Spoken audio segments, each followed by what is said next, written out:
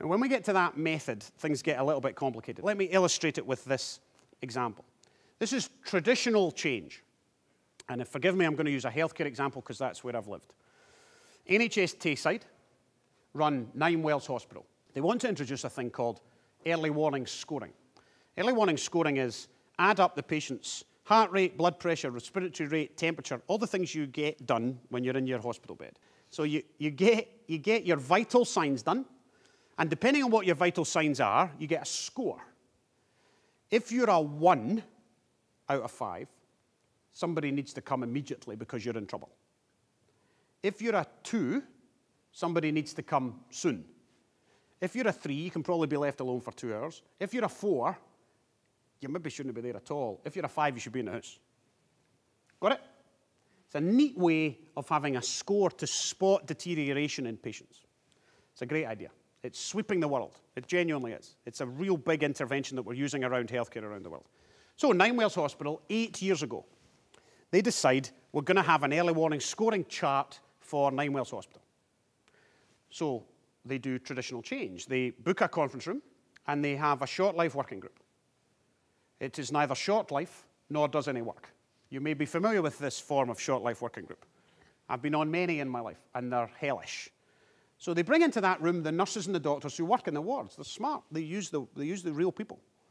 They bring them into the room, and they bring the managers, and they bring the person who does multiple languages, and they bring the person who does the plain English campaign, and they've got all the folk. 18 months, true story. 18 months later, they have a shiny new early warning scoring chart. It's beautiful. It's got red where the number goes too high. It's got green when the number goes too low. It's absolutely spectacular. They get 300,000 copies printed on lovely, slightly thicker than allowed NHS paper. Okay? It's absolutely beautiful. And they send a pack of those 300,000 out to every ward in Ninewells Hospital with a letter from the chief executive and the working group saying, we have been meeting for 18 months. We are clever people. We even used people who work in the real world. And we've designed this early warning scoring chart. Please use it from Monday. How many do you think were used? None. Not one. Not even the people who were in the room designing it used it.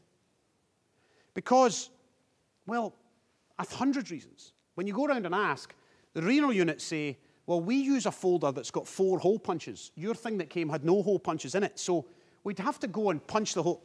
So we couldn't be bothered, so we just didn't use them. We used our own.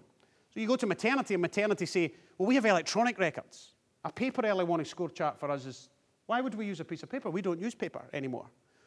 And you go, the addressograph label doesn't fit here because we're mental health. We have different addressograph labels from the main hospital. So why would we use your form? Because it doesn't fit. We'd have to wrap it round and it would. So Ninewells Hospital then go, this is absolutely true, they then go on the Safer Patients Initiative, which is the long-distant grandfather of the safety work in Scotland. And they learn this.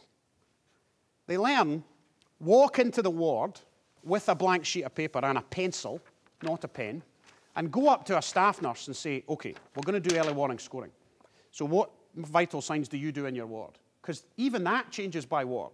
Because in a vascular unit, where they're dealing with blood vessels, the heart rates are allowed to be higher and lower than they are in the maternity unit. Do you understand?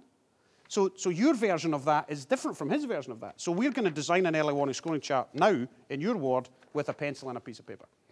And in 14 minutes, we've actually got what we think might work. We're then going to actually go to a real patient, an actual patient. It's an amazing idea. We're going to go to an actual patient in the ward and see if we can use it. It turns out it's rubbish because you didn't know what you were doing.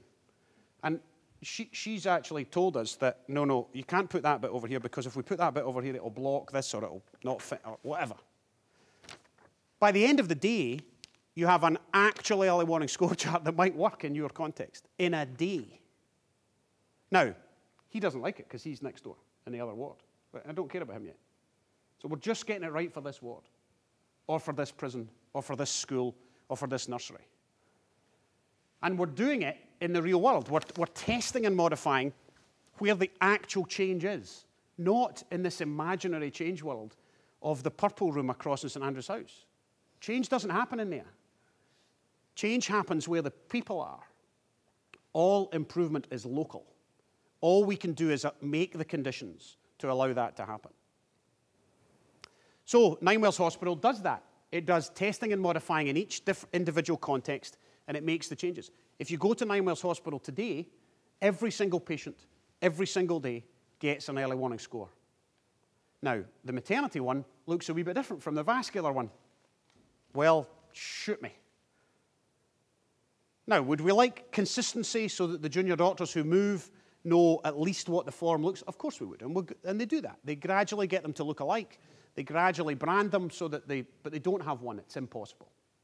And it takes us 10 years to learn that it's impossible.